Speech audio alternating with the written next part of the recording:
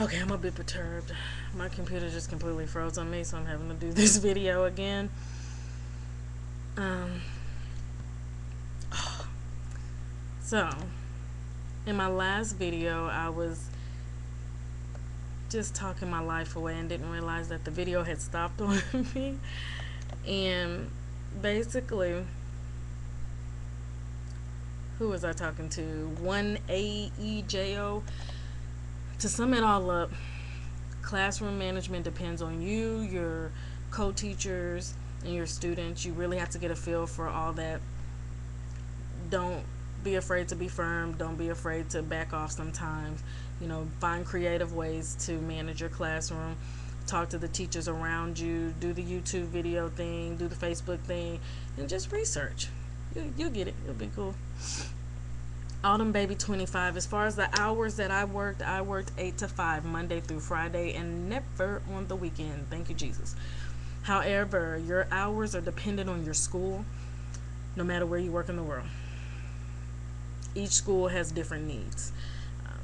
I have friends, for example, who worked at night, or who worked during the week and on weekends, or they may have had some afternoon type schedule.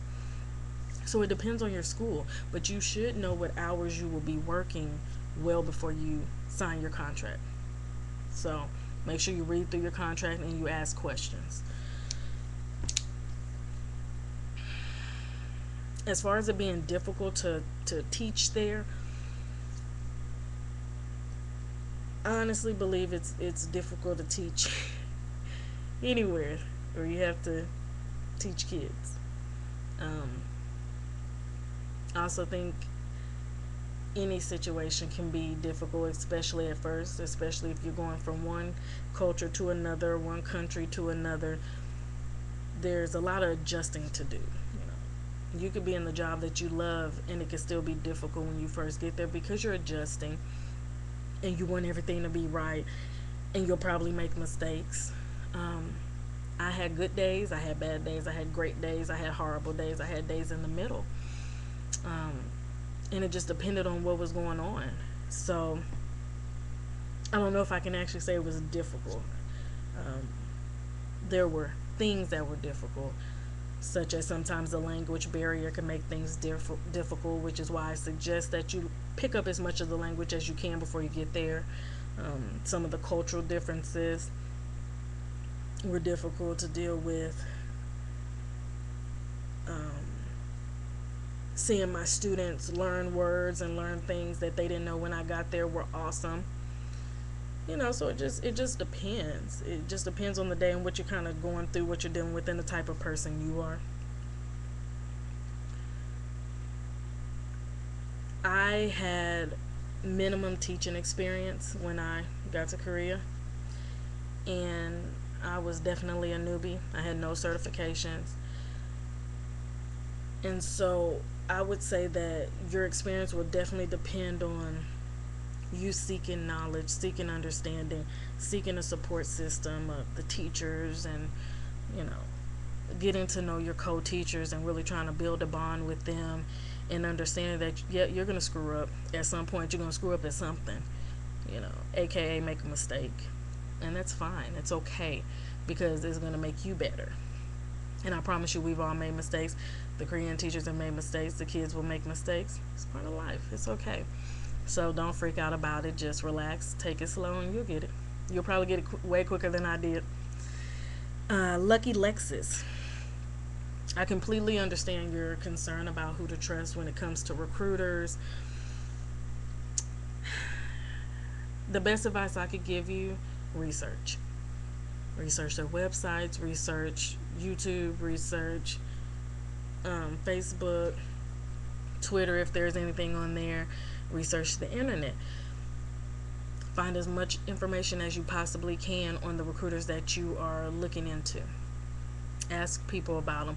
Don't hesitate to just ask random people who've gone to Korea or who are going to Korea, and asking them if they have heard of this recruiter or that recruiter. Also, Google something like a Korean school blacklist or Korean recruiter blacklist. Sorry, guys. Uh, there are blacklists out there that will tell you do not even fool with these schools, don't fool with these recruiters, they are no good. So Google those and search for those. Um, I always say the more information, the better chance that they're reputable. I went through adventure teaching, and I'm going to say this 2 more times. I went through adventure teaching. I went through adventure teaching. Now, this is not directed to you, Lucky Lexus. I actually received a whole heap of inbox messages and comments asking me about who I went through, and I know I've discussed this on like 2 videos. I even had a close friend who's going to Korea soon, and I've helped her through her whole process, and she's asked me before, and she recently asked me again who I went through. And so I have told myself I will no longer be answering this question. So, y'all need to thank Lucky Lexus for asking that question. This is the last time that I will be answering it. I don't know anything about the whole debt issue. I didn't go into debt going to Korea. I don't know anybody who has. I think at the end of the day, it's a responsibility thing. If you go there with a plan and a purpose and you stay focused on that, you'll come out fine. I did. My friends have. And as far as I know, nobody's had any problems. So hopefully that answered your question. It's 3:08 in the morning. Seductive Lips 313. Your graduation is near. Yay! Congratulations. I didn't take any form of test before coming or going to Korea. I didn't take the CELTA or the TEFL or the anything else. But many schools and online companies do offer those tests. The fees are usually not bad, and you learn a lot of information that's going to really, really benefit you. I actually have a video if you go through my video archives, and it'll tell you in the description, but I actually go through what TEFL is, what CELTA is, how they benefit you, the approximate cost. So you may want to check that out. Yeah. Sorry, because I had to write down my answers, so I'm trying to, remember what I'm talking about. Personally, I will not be going back to South Korea. I'm asked often if I will be coming back. I have people who told me to come back. And as much as I love some of these people, I have no plans on going back.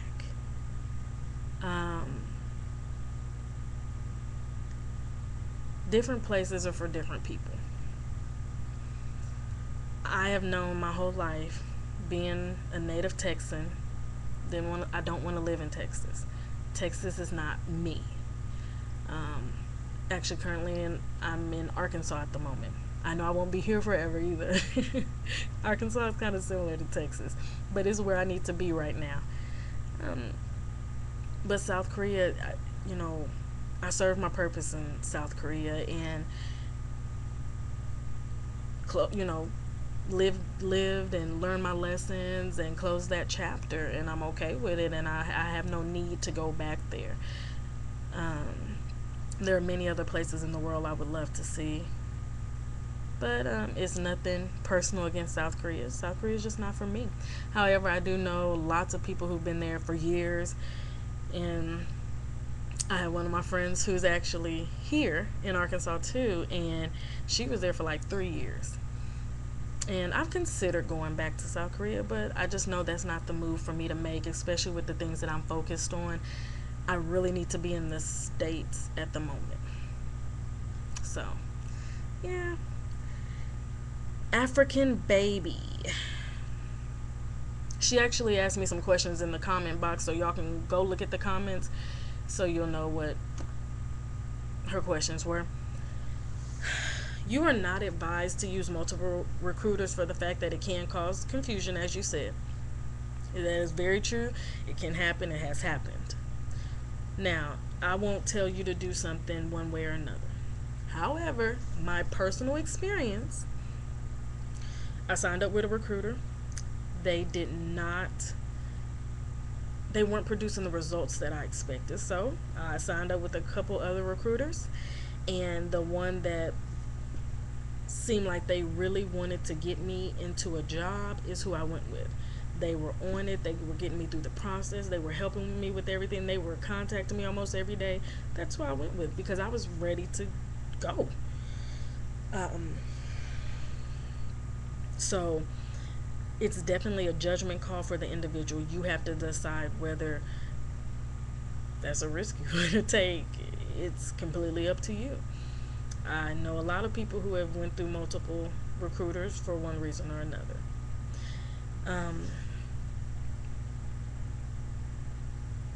I recently heard, now this is I don't have any proof, I didn't go research it, but I recently heard that Korea is getting my computer froze again, that Korea is getting very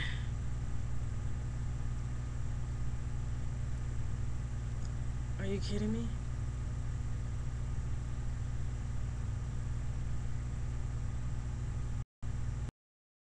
What is going on with my computer?